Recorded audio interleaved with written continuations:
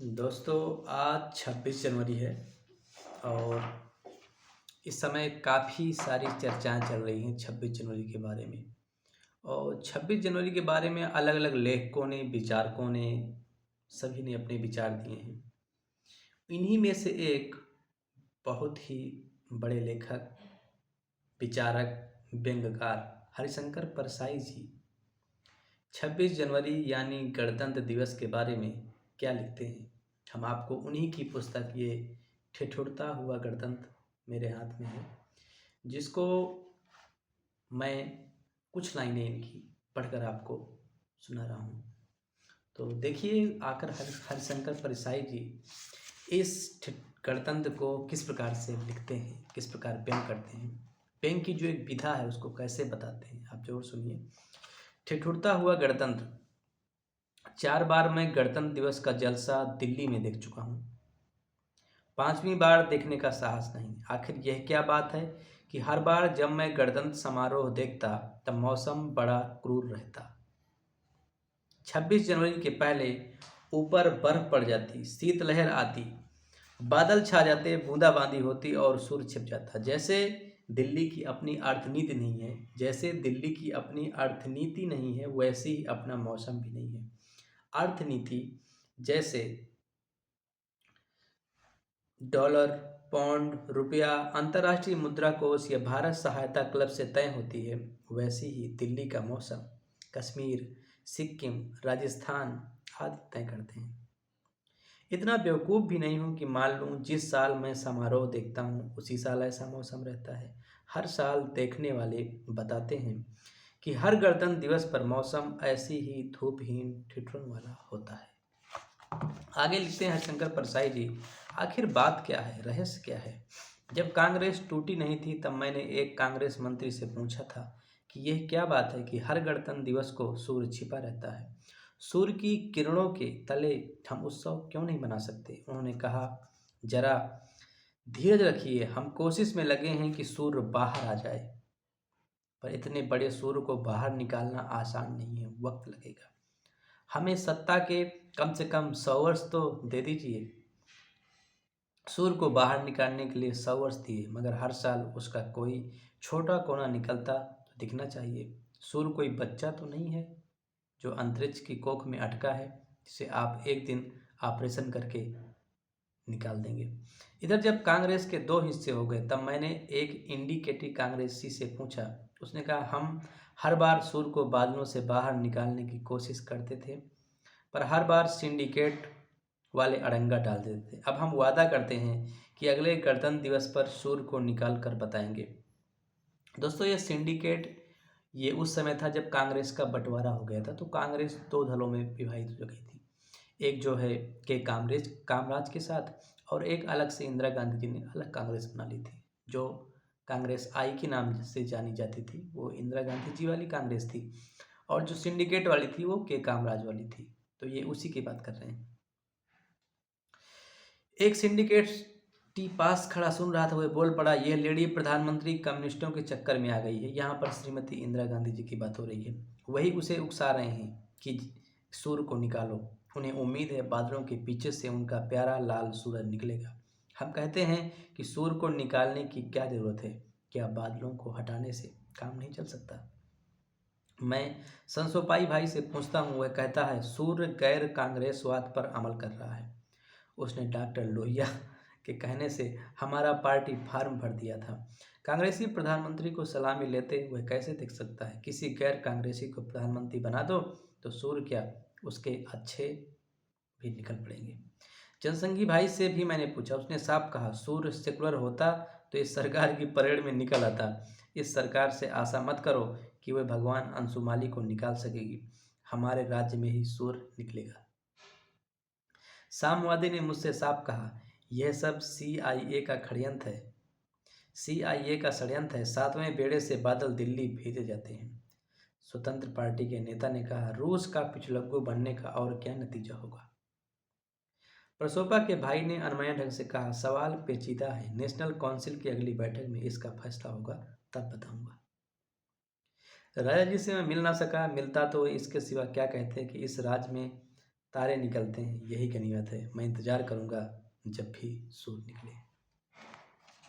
स्वतंत्रता दिवस भी तो भरी बरसात में होता है। अंग्रेज बहुत चालाक है। भरी बरसात में स्वतंत्र करके चले गए। उस कपटी प्रेमी की तरह भागे जो प्रेमिका का छाता भी ले जाए। वह बेचारी भीगती बस स्टैंड जाती है तो उसे प्रेमी की नहीं, छाता चोर की याद सताती है। स्वतंत्रता दिवस भीगता है और गणतंत्र दिवस ठिठुरता है। मैं ओवरकोट में हाथ डाले परेड देखता हूँ। प्रधानमंत्री किसी विदेशी मेहमान के साथ खुली गाड़ी में निकलती हैं। रेडियो टिप्पणीकार कहता है, घोर कलतल ध्वनि हो रही है। मैं देख रहा हूँ, नहीं हो रही है। हम सब तो कोर्ट में हाथ डाले बैठे हैं। बाहर निकलने का जी नहीं होता, हाथ अकड़ जाएंगे, लेकिन हम नहीं बजा रहे हैं। फिर भी तालियां बज रही हैं।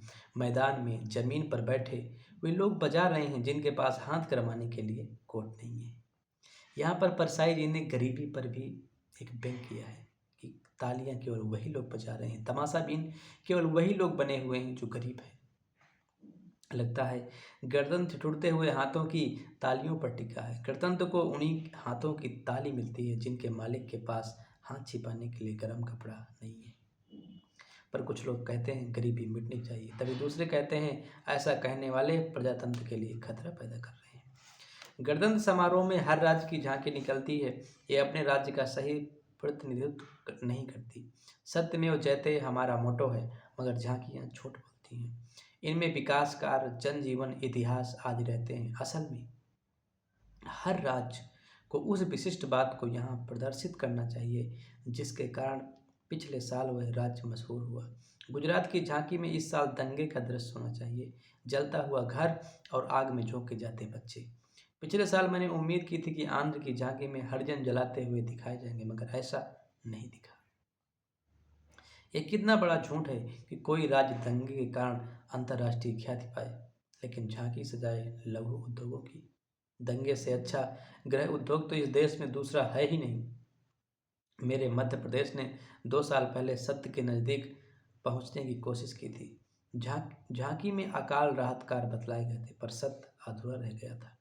मध्य प्रदेश उस साल राहत कार्यों के कारण नहीं, राहत कार्यों में घपले के कारण मशहूर हुआ था। मेरा सुझाव माना जाता तो मैं झांकी में झूठे मास्टर रोल भरते दिखाता, चुकारा करने वाले का अंगूठा हजारों मूर्खों के नाम के आगे लगवाता, नेता अफसर ठेकेदार के बीच लेन देन का दृश्य दिखाता।